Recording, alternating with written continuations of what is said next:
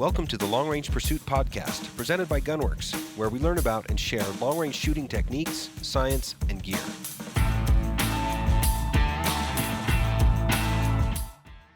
This podcast was filmed live at the Mile High Hunt and Fish Expo.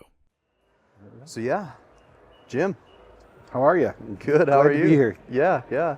So why don't we get started with intros a little bit? Tell us, obviously who you are and your hunting journey throughout the years. Sure. Well, my name's Jim Bonnano. I'm from Westminster, Colorado here, and I'm a late bloomer hunter, right? Mm-hmm. The big game hunter. I hunted a lot in Michigan as a kid, deer. Mm-hmm. Really love the experience of the hunting camps, and got a lot of stories about old men in hunting camps. And we would get to come the last weekend, and they'd been there 2 weeks and loved it. And then moved out here to Colorado, and still a bird hunter, busy with job and things. And I got invited on an elk trip with some pheasant hunter buddies of mine from North Dakota, and they brought horses, and we went to Walden, Colorado, and I think there were 8 of us, and 5 of them got elk. I didn't.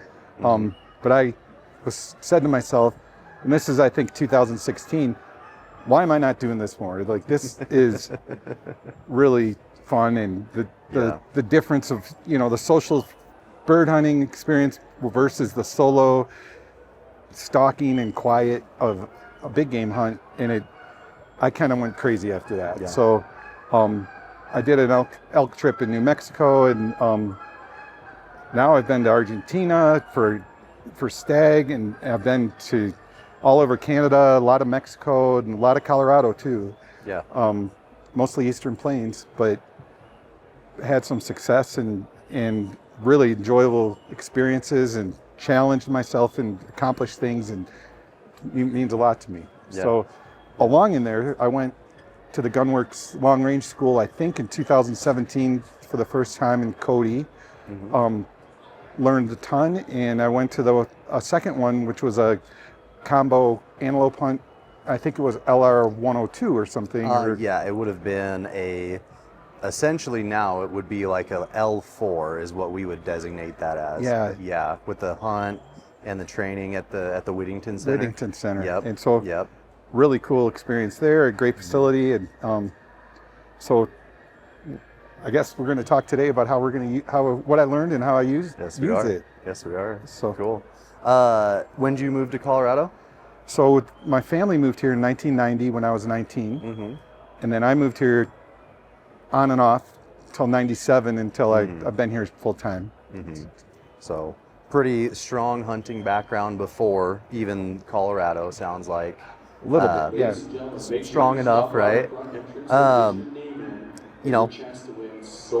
What made you realize I need to kind of make the jump, right? What made you think I need to attend this course? I think I know how I went going into the school. I wanted to get more proficient with my rifle and learn how to use it. Yeah. One thing I remember is there's lots of different reasons people go to the school, and so one of the things we did in Cody that I remember is kind of go around the room, introduce yourself, and why are you here? Yeah. And my why was I here was to get proficient, to learn how to use this rifle. And I got to tell you, I got a couple of looks in there because other people were way better shooters than me and way more experienced, and kind of looked like, oh, but not everybody. I soon learned that I was just right in there with everybody else and didn't kind of know it yet, but we all learned a lot from there. Right. Every single person in there really gained a lot, I think, no matter what their experience was. Yeah, and that's, something that I find kind of neat, kind of interesting about the LRU kind of experience as a whole, right?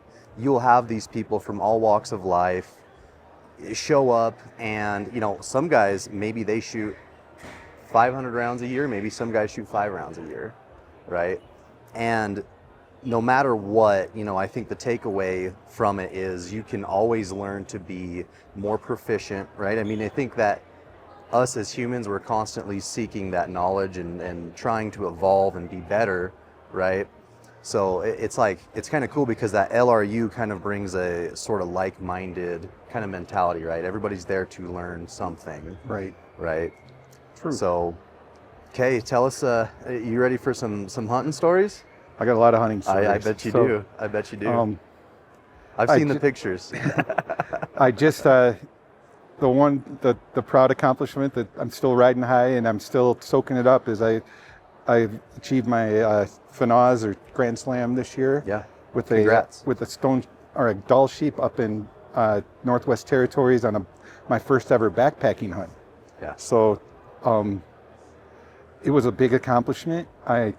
It was hard. I didn't really know what to expect going in, being backpacking. I've been on some sheep hunts, of course, and what an experience and most rewarding thing I've ever done. And it took everything out of me. Like, I was completely spent, and I cried for 6 days when I got back. And I cried a lot. I'm a crier when I get an animal sometimes, but Yeah. I was just a mess. And Well, that's a lot of emotion, right? it was a lot. It was Yep. fun, and we made a 500-yard shot, longer than we were looking for or expecting.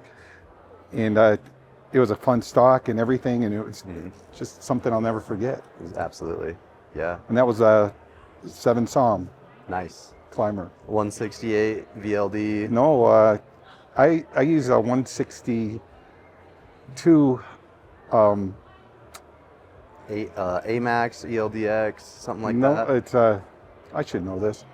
It's a Barnes bullet. Barnes bullet. There you So, go. Okay. Yeah, thank Yep. you. Yep. But that's what I've been using for the last few years in that gun Okay. and getting some. It's been great. Awesome. Cool. But I'm not like you can tell because I can't remember my bullet. I'm not like a tech geeky guy. I like my rifles to work, and Yeah. that's how it Certainly. goes. So Yeah. Sweet. Yeah, and so I guess kind of tell us a little bit about your first day at LRU, right? I mean, what you had to have been feeling. oh yeah, You know, is it? I was a little nervous to get out in front of everybody, especially after we do I think the morning was a lot of classroom stuff, and I learned so much. I mean, I went in there knowing nothing about bullets or ballistic coefficient or grain or just I didn't know about barrel twist or Sure. just all the factors that go into the science of it and the precision of it. But I was nervous when we finally got out to the range at the end of the morning to go shoot. You know, you're a little nervous in front of everybody, Right. but I did well, and I soon found out you could hit these targets like you wanted to, and, Right. and they throw in a couple, the wind and all the factors, and but you can succeed and accomplish, and that's one thing you learn. And so you learn a lot of confidence, really knowing what your abilities are, knowing what you need to do going forward at the range, and but I guess at the end of the day, I know like where I'm comfortable shooting and what I need, how I need to feel to be able to shoot. Yeah. Right. But so And that's something that is so important to your journey as a hunter, right? Learning your kind of hit probability, right, is kind of the key term, right? Because we practice, we train, we put a lot of investment into our gear. Obviously we are always the limiting factor, right? We can always improve, right? So something about that is it's good. It's something to work towards, Sure. achieve. Yeah. So stone sheep was the most recent.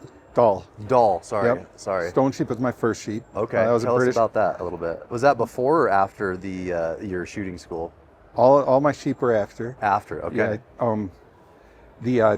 The stone sheep was another kind of funny story. I bought a package during COVID, on a Zoom call while Sonia was out in the driveway. We were doing where you sit in your driveway in COVID, and have a couple pops, and your neighbors are in their driveway right next to you. You wave to them. But Yeah. I went in on this Zoom call, and they offered a package deal to British Columbia, and I bought it. And so it meant I could go to British Columbia 4 times for stone sheep, elk, mountain goat, bear, deer, all kinds of stuff. And so here I am on my very first hunt, first real mountain hunt, second horseback hunt, but first real one. And off we went, and it was a 11-day hunt. I fell off the horse 5 times. I've never been on horses too much. That is an incredibly honest thing to say. Most guys would say I got bucked off. No, it's hard to, Morgan? It's kind of hard to say you got bucked off when you throw your leg over the saddle and you keep going. But but if anybody ever mentions it to me, I'm gonna say you got bucked off. All okay. Right. But on day 7 or 8, we got a text from another guy that'd seen some sheep. We were hunting really all that stuff, not just sheep. Yeah. And so my guide, who's a really good friend to this day, said, it's a 1.5 day ride to go over there. Do you want to go do it? And at this point I'd fallen off 4 times, I think. And we went for it. And so the really big memory of that was we stalked in and had to cross a river and climb down a little cliff, and we're kind of on the upslope now, hiking into this, or stalking into this mountain, and we got to 334 yards away, and the sheep were there right where the guy told us we'd find them, and I got my stone sheep there. And so we ended up had a couple wranglers, and if anybody's ever done these hunts, sometimes the wranglers are young kids, and these were kids right out of high school, and they're the joy to be around in camp. And they hadn't seen each other in a little while, and so they were dragging. And Aaron and I are on the mountain with this ram, and these wranglers are supposed to be setting up camp for us. Well, we ended up sleeping on the mountain that night with the sheep, with 2 horses, which is one of the greatest memories I have. And slept on the saddle pads. We didn't have sleeping bags. We didn't have food, really. We ate sheep. And no whiskey. We had music from our phone. And I said to Aaron, I go, how often have you done this? And he said, I haven't done this in 20 years. And so I knew I was getting a good experience. And the shot was, I was on my knees, and I had my rifle rested in a willow. I knew I would make the shot. I knew. I felt very confident. I felt very level, everything, and made the shot. One shot, and then that was just a memory I'll never forget. I bet. And then how long after that hunt did it take you to? I'm assuming you got the Rocky next, or did you do the desert? I got the desert. Actually, the desert was next. Okay. I went to Tiburon Island. I've got a really good outfitter that I've used for years for dove hunting and deer hunting and different things. And he arranged a trip to Tiburon, and that was a 100-yard shot on day 5, and that same gun, and we had it just. Tiburon Island's an interesting place that I say everybody should go there and try it at least once. And the Seri Indians guide you. So we had 7 Seri guides, and we had 3 guides that were on kind of my side of things. They were with my group. So there was a lot of people. Like the one thing I take away from that whole trip was we had 3 cars, we had big tents and stuff. So it wasn't really like a real. It wasn't a grind. It was a grind a little bit. It wasn't like it was comfortable. You weren't sleeping on any saddle blankets at any point in time. No, and I had a 14-man tent to myself. For a while. Until one of the other guys in the pup tent said, "This isn't fair. I'm going to come sleep in there too." But it was a great experience, and I really like the culture down there and everything. I love going to Mexico. So I've gotten some mule deer down there too, and coos. phenomenal mule deer Yeah. hunting, right? Yep. It's been a little tough the last few years, but Yeah, that's but I go every year. yeah. So then Then I got my Rocky. Then your Rocky. Tell me about your Rocky. So Rocky was up in kind of near Jasper, Alberta. Okay. And I love going to Alberta too. It's one of my favorite places. And Mm-hmm. great guide all my sheep guides are friends for life. Yes.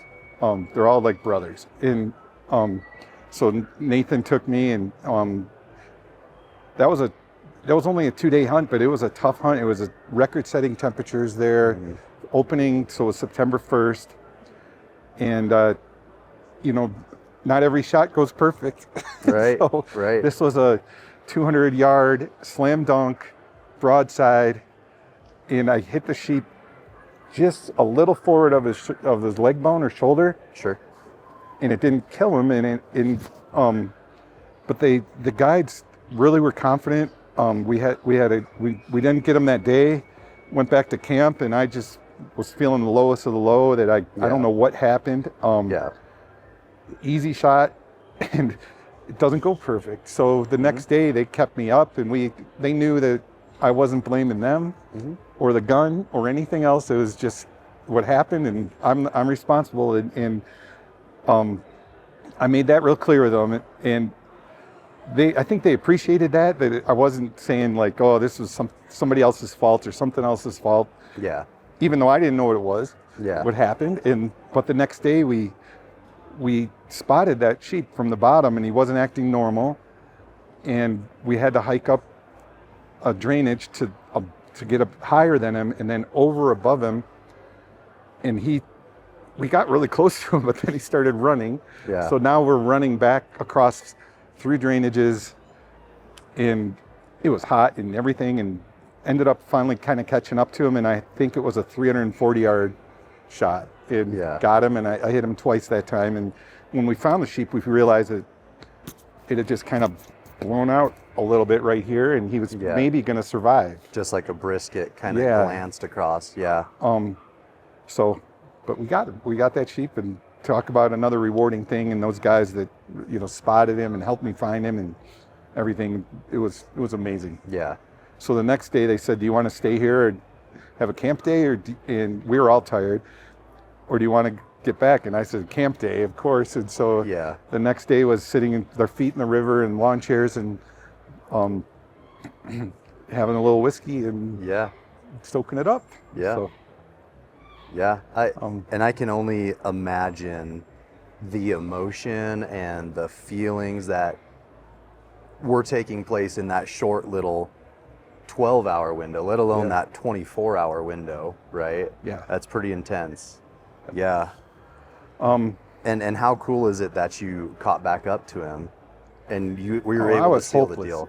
Yeah. I was really, I thought it was over, and there wasn't much chance of getting that sheep after the first day. Like, let's all be honest. And they made it happen, and we all stayed positive and got it. It wasn't like if we said, okay, let's go to plan B and get another sheep. That was it. Right. It was not going to be, that was my sheep. So, So that was a good rewarding hunt too. Yeah.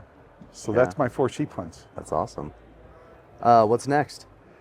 Well, my son Michael's here with us, and we're going to go to British Columbia for his 8th grade graduation present. Okay. And we're going to go on a spring bear hunt. Okay. Very nice. End of May. Very nice.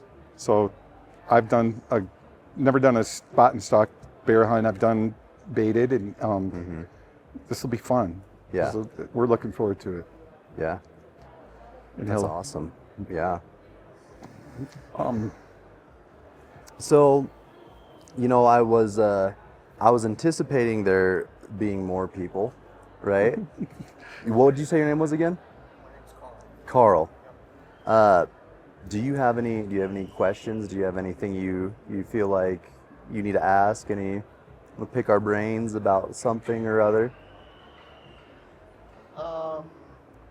Yes, Wind. I think did you say wind or when? wind. Wind. I Yeah. think in long range shooting, Hmm. elevation's pretty easy. It's just straight path. Yep. For the most part. Yep. And wind is magic. Yes. So Yeah. Here's send me some chicken bones. Yeah. Yeah. That's the I Right. like my answer on wind is it's not as much of a factor. I've taken one shot where I was in a blind at 400 yards in North Dakota on a whitetail that, I mean, it was blowing and I was in an elevated blind up on a stand and I just felt like I couldn't get steady. And I was at 400, which is pretty far, obviously, for the wind for me, I thought, with that wind, and I made the shot without really taking too much, if any, windage on it, really, because I mean, it was just gusting every way, but it was blowing hard. So, me personally, might not be what they want to say, but I don't worry about the wind too much. I mean, I do. I know it's there and I'm aware of it, but I'm more worried about dialing that range, making sure I'm steady level, and I have a nice set or a stance, and comfortable. And yeah, I might hold left edge of the body or something if it's really windy, but I'm not moving over 3 MOA or anything like that usually. So, And of course, that's always dependent on the distance, and it's dependent on how hard that wind is blowing, right? So, as you know, but I do know like I have a factor in my head, like 200 yards, 10 mile an hour wind is 1 MOA, and that's just general. yeah, So I'll move left to right, maybe, but I'll still usually hold on the body somewhere. yeah. Okay. So one thing about when you start shooting further and further distances, right? Especially, you get to this point where you're comfortable in taking game at distance, right? I see a lot of people will have this sort of mental block, right? They can't. It's really, really hard to have a hunter actually physically move his reticle, his crosshairs, off of the body of that animal, right? Because it's a mental thing, right? I mean, you think, do I trust it? Do I not? And it's something that will come over, time and experience and trusting your gear and quite frankly, just like I said, experience, and a lot of times, yeah, like you mentioned, when you're shooting 400 yards, so think 1 minute of angle, right? That's 4 inches. Yep. Right? Yeah. We think about the vitals on an elk, right? 25 inches roughly, right? There's quite a margin of error, right? Now, of course, if your stuff isn't completely dialed in, so to speak, right? Like maybe you have some accuracy issues, right? Your rifle isn't shooting as, what it should be shooting. Like that's another error you can kind of stack in, as well as, hey, the wind is blowing me this way, but it's gusting.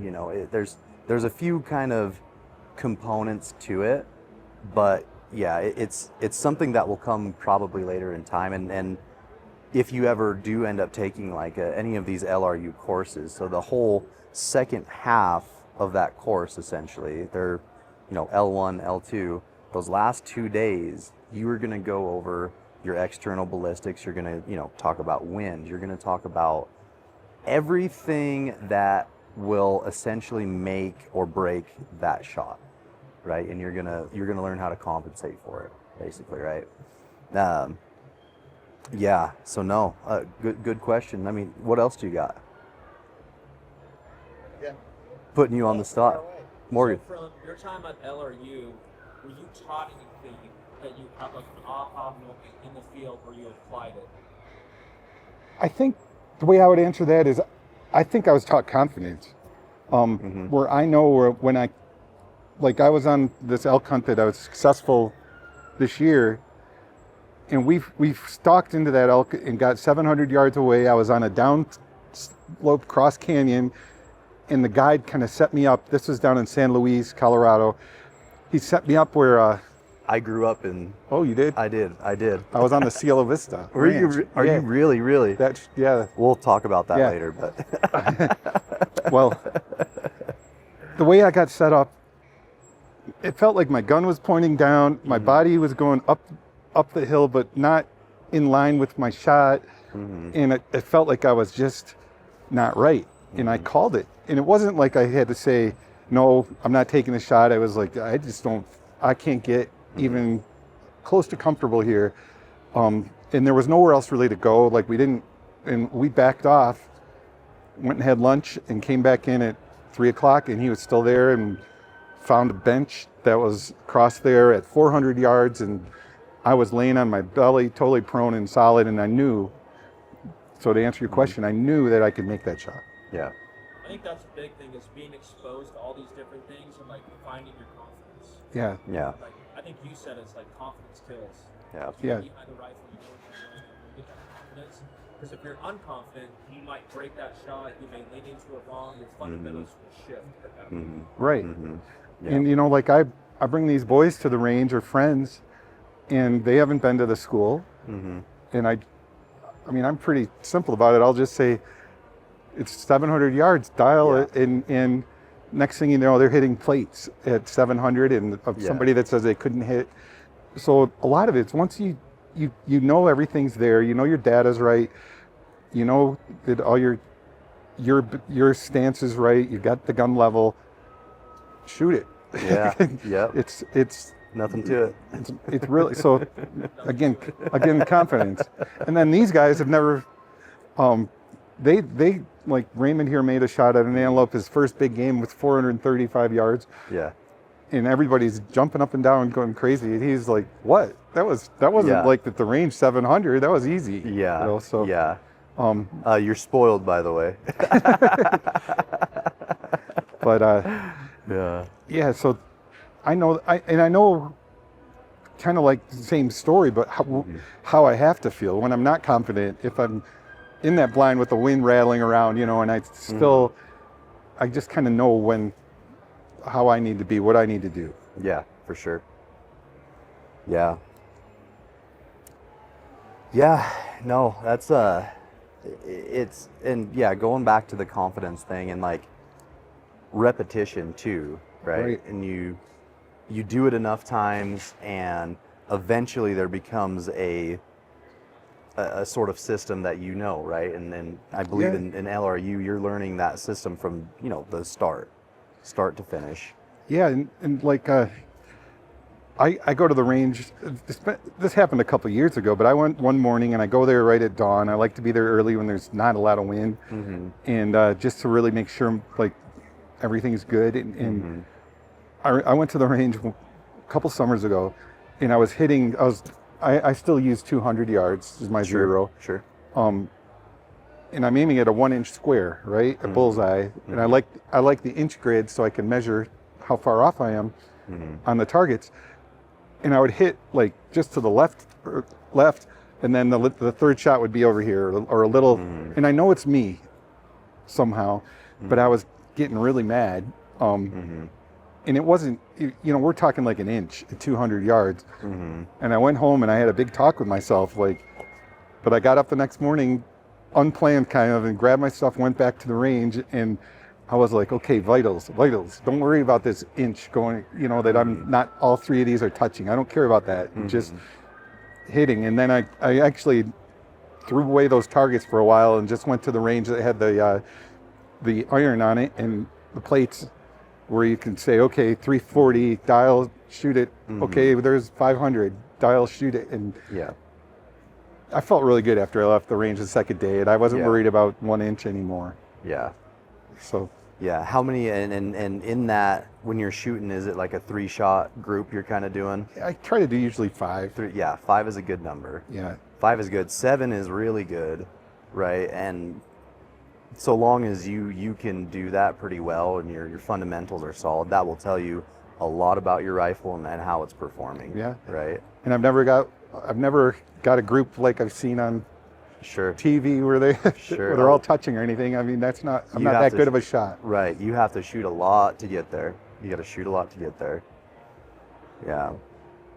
Yeah, and I think sometimes, we have the tendency to get into our own heads a little bit, right? I know I'm a victim of it myself. When you're out at the range one day, you're having a good day or a bad day, right? The bad days, it's like you instantly go to what is wrong with. I'm a constant blamer of my system because You're perfect. I'm perfect and I am humble. But no, I mean it can get in your head too, and you almost have to just think of it like you thought, right? I mean it's am I shooting a perfect group every time? No. Is it an acceptable group? Am I the squeaky wheel, right? A lot of times yes, right? And I'll admit it myself, right? But yeah, no, a lot to it. What do we think? I was gonna ask what your like baseline accuracy, Yeah, kind of, I don't want to say expectation, but sure. at some level, a rifle has to perform Yeah, at 100 yards to yeah, even mess with something further, right? Right. sure. I think anymore with the kind of quality of rifles that are being produced, I think that sub 1 MOA is like almost the bare minimum, right? Right. If you're holding a sub MOA group for a few, at least a 5, maybe 7 shot group, right? That tells me that you are probably performing pretty well. Your system is performing pretty well. It all kind of comes out to like, hey, what ammo am I shooting? What is this rifle truly capable of doing? And a lot of times, the rifle itself, I mean, will mechanically speaking outshoot you 8 days of the week, right? It's just we are the squeaky wheel, right? The human interface, and it just depends. I mean, there's some kind of platforms that will do it better than others, obviously, right? And it's like a lot of it goes into ergonomics and so on and so forth, right? I won't bore you to tears on that one, but I guess in essence, if you are holding a sub MOA group, and maybe we can expect that rifle is performing much better, realistically speaking. Yeah, that's kind of the threshold, right? If you can hold it in a minute, you're doing pretty good. You're going to be good for a ways, right? Now everybody wants a quarter minute, a half minute, bug hole gun, and there's a bunch out there, right? But to be adequate, I would say at least 1 MOA, sub MOA, is preferential, right? But yeah. Morgan, anything? I would say out of your experiences in the field, I think you may have already answered this question. But I in think the so. field, what's been like your biggest hurdle, like physically or mentally, like getting out there, like to overcome? Yeah. Definitely physically, I love the grind. I don't mind going on a hunt and not being successful. But those sheep hunts and mountain hunts are tough, and you have to have a lot of talks with yourself. Like make it up to that rock without stopping, and then we'll stop there for a second, and it's hard. It's like 10 steps sometimes, right? And but I try to keep a good attitude. Like I have talks with myself a lot, and I say like, do you really want to go home and tell your boys you quit after 3 days because your knee hurt? And it hurt bad, like from going downhill. And or the I really had an appreciation on that dull sheep hunt for the guide. He was my age, and he would look back at me and he'd say like, how you feeling, Jimmy? And I would say, I feel like $1 million. Let's go. And he'd, oh, you're full of crap, But I paid for the hunt, and I put myself there, and I'm like, that's how I end up kind of looking at it. So but it's definitely hard, and like,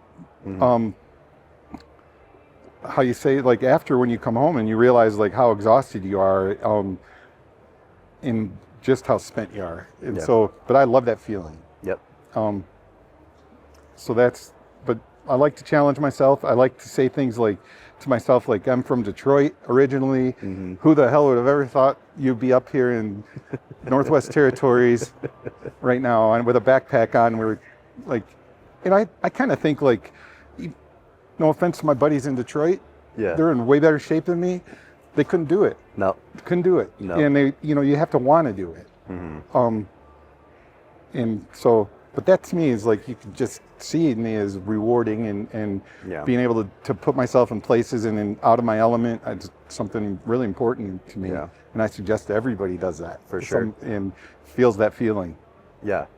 Yeah. I think most everything worth doing in life has some degree of difficulty to it, right? Yeah.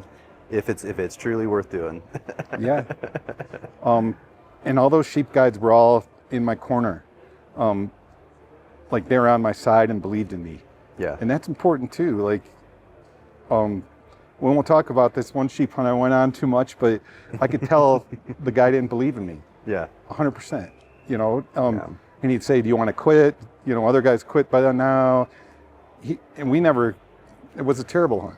Yeah. Terrible experience because I never felt like I was part of my own hunt. Yeah. So, Yeah. So when you have a hunt that it all comes together and the guide believes in you, my elk hunt in Cielo Vista was like that this Yeah. year. Yeah. It's fun. It's really rewarding. Yeah, for sure. Yeah. Well, shoot, I think we are getting a little close on time. Going to do some kind of closing thoughts here and just kind of circle back, Okay. right? What is obviously LRU is something would you do it again? Yeah, I've done two. You've done two. Yeah. Definitely do it again. Yeah. I look at those things. It's just I've got a lot going on in my life with hunts now, Yeah. so it's hard. But Yeah. But yeah, I would definitely do it again. And I know I would still feel a little nervous Yeah. when it was time to shoot in front of everybody the first time. Yeah. But I know that it's something I'd absolutely gain something from. Yeah. Yeah. Plus, you're bound to meet nice people and Always. stay in touch with And people. Yeah, like-minded Yeah. people. And there's a couple of people that I was in touch with or am in touch with that have been to those schools. Yeah. So the first one I went to, Cody, they pair you up at the end for like a little contest. Mm-hmm. And I won it with this guy named Garnett Van, who's another Gunworks customer who I see down in Mexico every once in a while now. Yeah. You know, Are you in contact with him at all, or is it just kind of through a guide? But Yeah, he'll say it's like like- Garnett's in town, and I'll see him there. And kind of somewhat organically? yeah, Yeah. But that's funny. Garnett and I won the award. I remember, so we were the champs. The dream team. Yeah. The dream team. Yeah, that's awesome. So if you go back to LRU, what's like your one skill set or one thing that you like would want to work on? Do you have any Oh, yeah, top of mind? Like this is The two things that come to mind are I'd love to get better at watching my shot and really being able to see my shot through the scope, which I've accomplished a couple times, but it's rarity. And then I'd like to be better on my second shot, picking up everything and being able to take that second shot quick.